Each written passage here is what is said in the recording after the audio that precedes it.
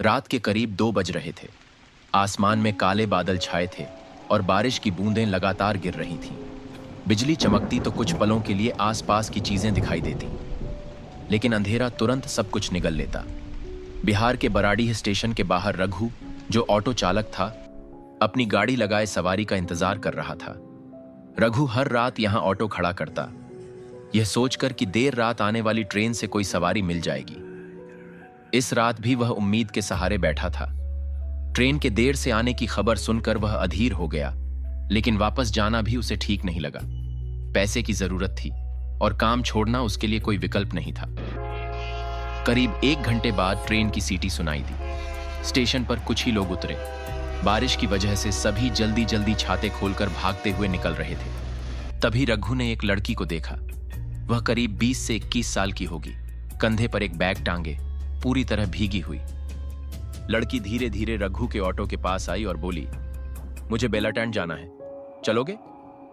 रघु ने जवाब दिया, रात का वक्त है, 500 रुपये लगेंगे। सुबह जाओ तो 100 में ले चलूंगा। 200 अभी देती हूं, बाकी पहुंचने पर। लड़की की आवाज में एक अजीब सा खालीपन था। रघु ने गाड़ी बढ़ाई। रास्ता सुनसान था, दोनों तरफ घने पेड़ और बीच बीच में अंधेरा चीरती बिजली की चमक। बारिश का शोर इतना तेज था कि गाड़ी का इंजन तक मुश्किल से सुनाई दे रहा था। रघु ने लड़की से बातचीत शुरू करने की कोशिश की। इतनी रात में अकेले क्यों जा रही हो? यह जरूरी है, बस जल्दी पहुंचा दो।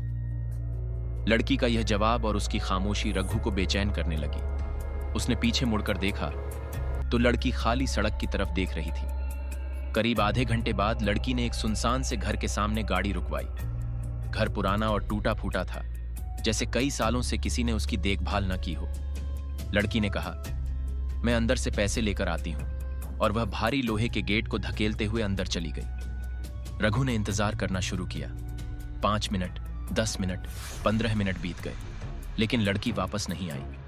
बारिश कम हो चुकी थी और रघु का धैर्य जवाब दे गया। वह गेट के पास गया और अंदर झांकने की कोशिश की। गेट के अंदर एक टूटे हुए घर का मलबा पड़ा था। रघु ने लड़की को पुकारा, लेकिन कोई जवाब नहीं आया। वह हिम्मत जुटाकर अंदर चला गया। घर के अंदर अजीब सी ठंडक थी।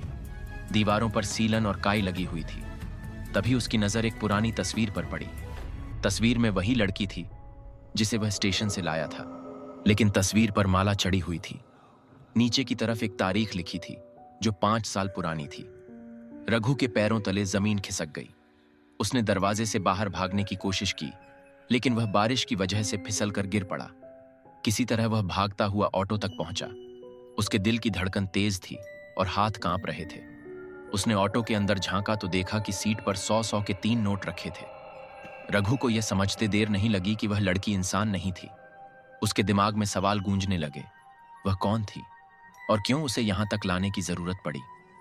उस रात के बाद रघु ने कभी रात में सवारी नहीं उठाई, लेकिन जब भी वह बेलाटांड वाले रास्ते से गुजरता, उसे लगता कि कोई ऑटो में बैठा है और उसे देख रहा है। क्या रघु ने किसी आत्मा को उसके अधूरे काम को पूरा करने में मदद की, या यह उसके साथ हुआ महज एक भ्रम था? मेरी YouTube की लॉयल फैमिली, अगर आपको यह कहानी पसंद आई हो तो इस वीडियो को लाइक, कमेंट और सब्सक्राइब जरूर करें।